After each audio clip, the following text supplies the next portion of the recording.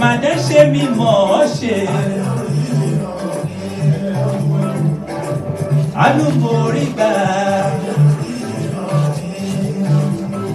Ọmọ aládé àlàáfíà. Ọmọ aládé àlàáfíà dé orí ọ̀gbìn. Irú ẹ̀yà kìnìún Júdà. Gbogbo ìdílé Jésè. Àánú mo rí gbà.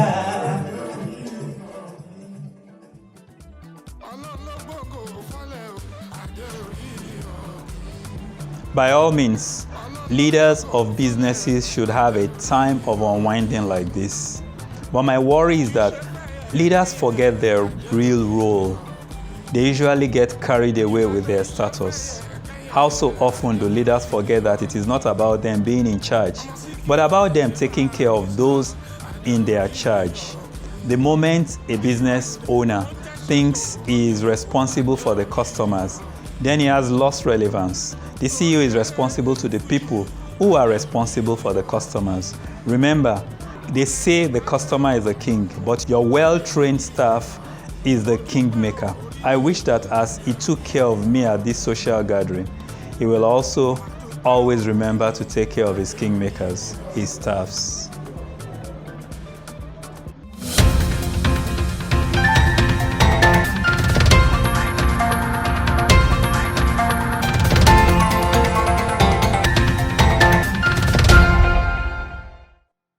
Welcome to the PrintTech Gang. Today we're looking at a topic, leadership or staffs, leadership or employees. Who should we blame for poor performance? And it is not out of place to notice a lot of poor performance in today's organization, especially in the printing industry. But our challenge is we want to try and analyze and see why this is so. And with me today are the members of the gang. So I will ask them to introduce themselves and throw the opening shot, and then we'll set the program in motion. Hello everyone, my name is Funke Adebogun. We all know who a leader is. A leader is someone that knows the way, that shows the way, and also goes the way. Leadership is not just by dishing out instructions. My name is Mujisola Bashir. Today we will be looking at poor performance. Why is this so? Who is to be held responsible? The leaders or the employees? A good leader is someone who tries to find out how things can be done better and rallies people together to go to a better vision.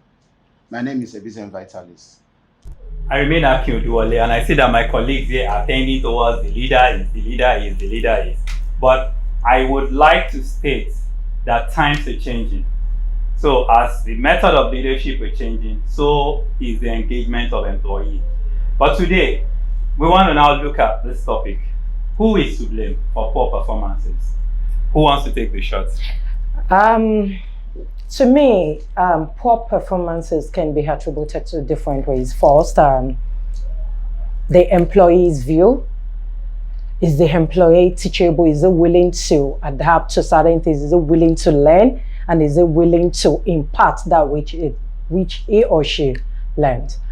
And the other view is from the leaders. Are they willing to train?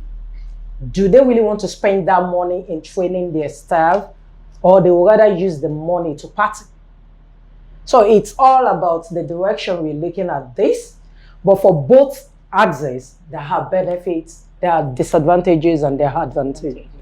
For a business owner, for a leader that take his or her time to train the staff, definitely a lot of reward is on this.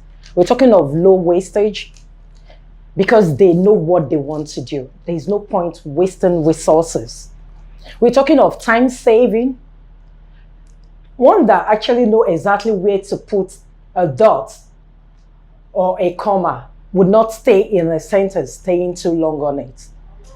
We're talking about them being motivated. They said knowledge is power. The moment you have it, you feel you're on top of the world and you can actually do a lot of things with it. We're talking of using your equipment right. You don't want to make mistake, which leads to safety. You don't want some kind of accident that you can avoid with training on your equipment. So today, I'm sure my colleagues, they have just a lot of things to say about who and who is not to blame for poor performance. Environment also matter. Your working environment must be conducive before we even know who we are blaming. Is the office open enough? Is the communication line good enough? Are they hostile? Just a good working environment does a lot for the staff and also the leaders. What about passing information? For me, I will go the other way around because for me, all my colleagues have been talking about the what the staff should benefit and all that. But for me, I think what can the staff put themselves in the shoes of the leaders to understand what they are going through? Because for me, the leaders have the challenges that they follow, that comes to them also, and they have to find a way to pass it. Like, take for instance, a leader who trains a staff and they discuss for that the staff will stay for over 5 years and work for him, but before you know it, the person moves up because he has gotten a better level of credentials or work experience. He moves on to the next one. What happens to the leader or the person employing? Will he be motivated to train the next set of people? That is where a situation where you train a particular person, you allow the person to train others and others and others. That's why you don't stop training. It is not a one-off thing. Yeah, but I think his point is valid because so many leaders get discouraged by training someone and then the next thing is he moves on. And the moment you stop training, then definitely there will be a lot of trouble at the end because the money you don't want to spend in training, you actually spend it on what you're supposed to save as your profit with the reduction of waste. How do you keep training and they keep going? You keep training, they keep leaving. You keep training, they keep excuse me. How do you now want your work? No. How do you want it done? No, by the time you keep training and they keep leaving, it's time to look inward. What Check are yourself. you doing wrong? Your staff cannot just be moving like that. There must be something. That's why I said in the opening speech that leadership is not just by dishing out instructions. Yeah. Now, another thing you made mention of, what will make them to leave them on something. Now, most times it has to be financial, that the monetary motivation, but they are forgetting that the training in which the money that the guy paid in training is part of the money. It's part of the finance. And the motivation to everybody is different. Exactly. There is something they call motivation to every words staff of is affirmation. So In motivating a staff, you can do no carrots. If you do no carrots, that means you're not motivating. If a staff has done something good, some staff need to be praised. That will encourage them to do more. But in this generation that we are now, they are mostly moved by money. Trust me, once you train a person and they see that there is another place that they can get higher than what you have, there is no allegiance. That's the issue.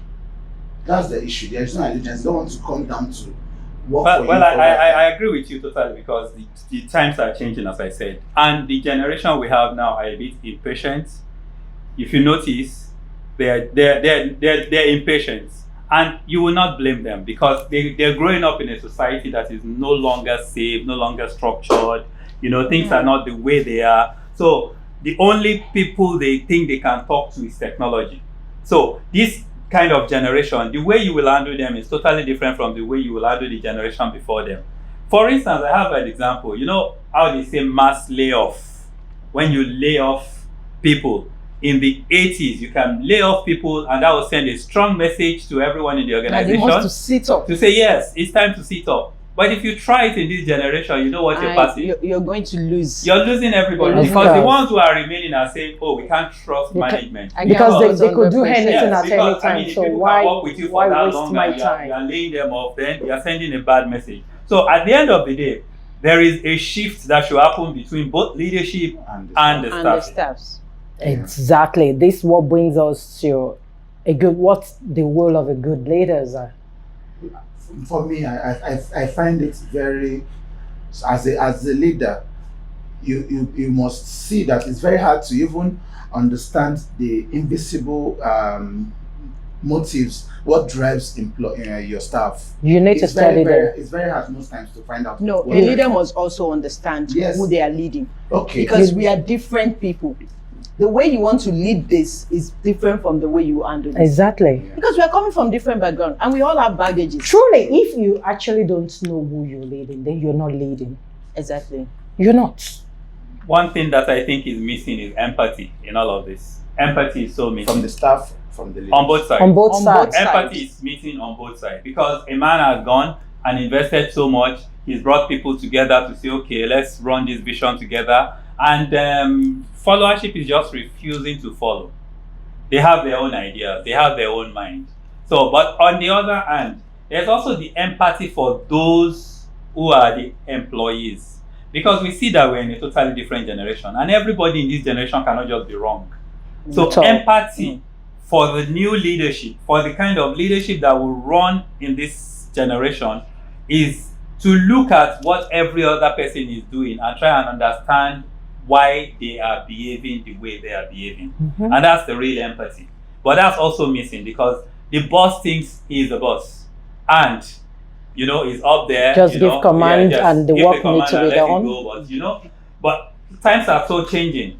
Times are really, really changing. Because Honestly, even in this era, people just don't like the issue of you just commanding me, or you trying to play me down as if I really don't know what to do. You think I don't have an They expect initiative? that when I you can't do things when you give the the way I'm instruction, supposed let me do it the way I feel I should do it. yeah, but sometimes you can't do it the way you feel. And sometimes Exactly, when that's you give the the instructions, it takes them time to even deliver on what they're supposed to do. But sometimes even while giving the And you know, time is instruction, wait, even while giving the instruction, you really want to spell it completely out to them. So who are the people you're leading? That means they don't have initiative. That means They they don't can't have think. initiative. That's the meaning, because if you're saying, okay, I want this done, I want it done at a particular time, why don't you just give the person a chance to figure out how to do it? The thing With that will come frame in there, mind. I would say, what about role clashing, role clarity? Yeah, that's supposed to be spelled out from the beginning. Exactly. Some leaders don't spell it out. They can give the same thing to 4 different people. And once the staffs get to know that he has given you, they tend to be laid back. Like, if he gives me, he'll give Why it to can't- like different I people. can already. think that in- What if he has given the task to someone and is not seeing the results? Yeah. And Because- it's so funny nowadays that you don't just sack people. If you sack someone and you hear that the person is depressed, won't you feel bad? And that's where communication comes in too. So at the end of the day, if the leader gives a job and it's not done, I mean, he won't And he just gives stand it to there. someone else. Well, And someone else knows he has given this person well, before. to me, that's supposed to put the employee on their toe. So So this is telling me that, okay, we're competing for this and For we the want to same know, thing. yes, then we want to know who does it And then the better. point again is, I was saying this generation leadership must have empathy. Yes. The second thing they must have is also the skills of parenting. Because the office setting is no longer what it used to be. The office is now a family. Forget it. Office is not Yeah, family. you spend so much time with the same people. 90% Of your of our time. yeah. It's only weekend that is really free. 8 to 5 every day. Some you're with weekends the are same not even people. free And because some weekends are not, your- exactly. Your and- colleagues are and more your friends. even the weekends, you're exchanging messages, you're Exactly. checking, But so in parenting, you don't take 2 children and treat them the same way. No.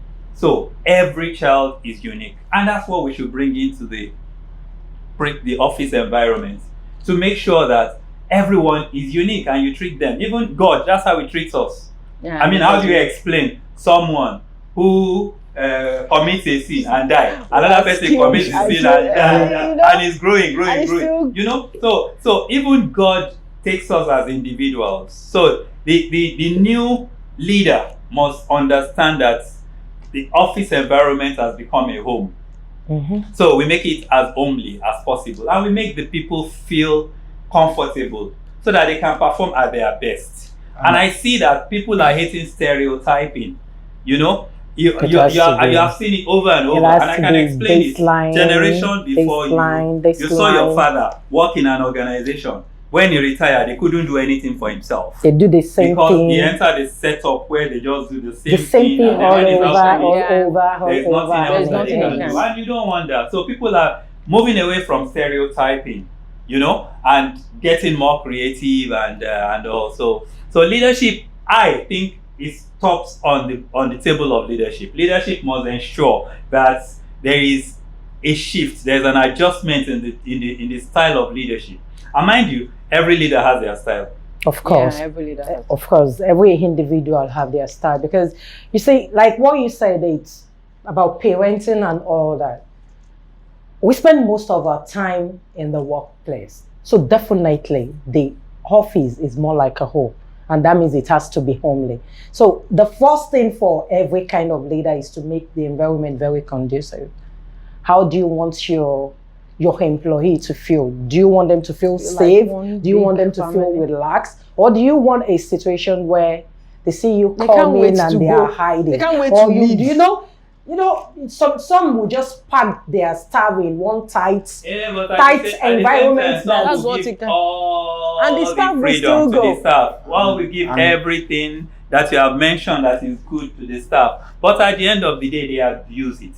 So there must be a balance. For me, I think the balance there is for the staff to also have empathy on the business also, because the person has invested a lot of money in the business and wants to recoup the profits or whatever it is back. So put yourself in the shoes of the leaders. What would you do if you were in that shoe?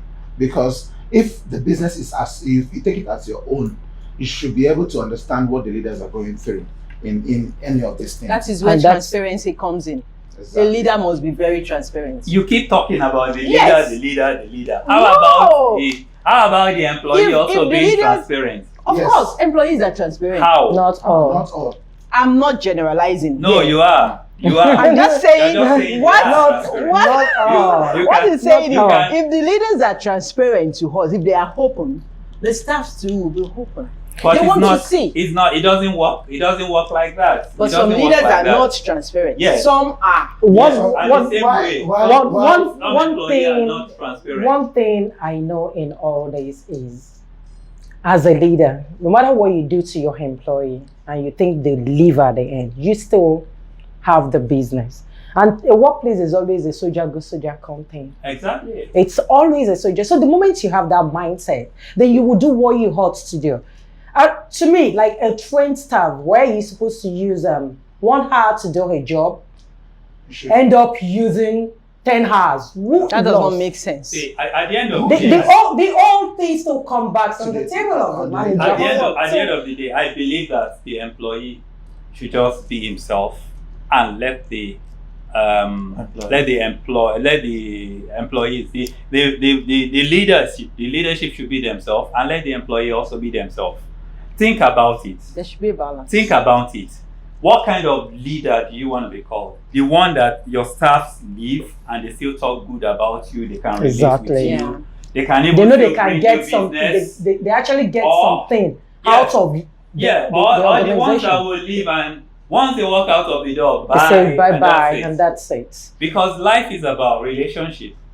And what we do today will translate to something tomorrow. Exactly. And at the same time, everyone who is an employee today is a leader. Is a potential leader. Is a potential leader tomorrow. Yes. So. A potential leader. So whatever you sow is what you will reap.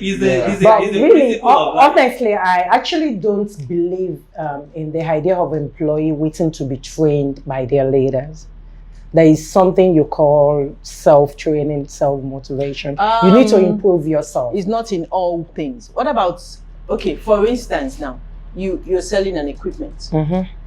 and you employ someone. Mm-hmm. They don't know about that equipment. They can What you read. should- They can You have research. given- you have You given- see, you have an environment where you have The Researching world is different from training an engineer. A free, The world no. is totally Now we're talking. different. You mentioned sales.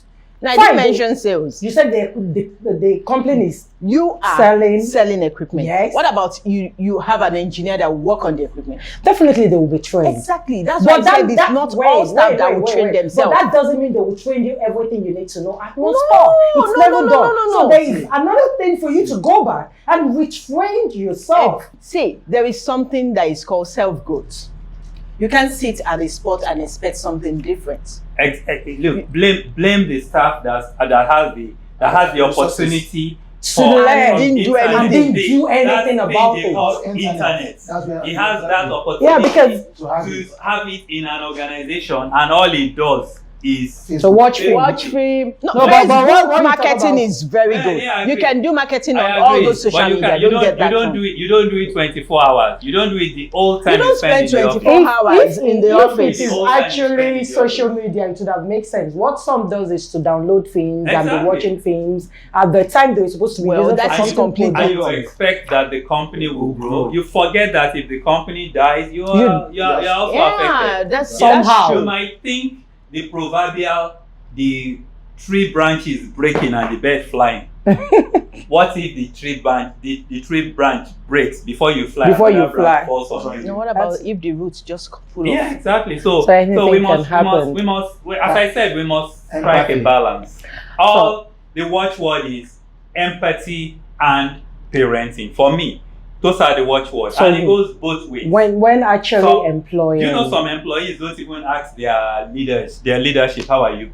Exactly. And Yeah, there- some there- don't even answer there are no- greetings. There are no leadership. There are no leadership. There are many leadership that just go about that. Nobody even asks them, how are you? Exactly. To And know they're how they- human beings. and they're human. No, they I actually have a friend. they want He to said talk in to their someone. office, But their another- pencil can't fall down. But another thing there is, how is the leader approachable? That's the thing. Does it matter? It does. If your father is not approachable, it does. you will have a way. Look, everybody have their weaknesses somehow. There must be that position where you can find them pants down. And they will get to this them. economic situation that everybody is trying to keep their job. When you're over careful, you're extra careful.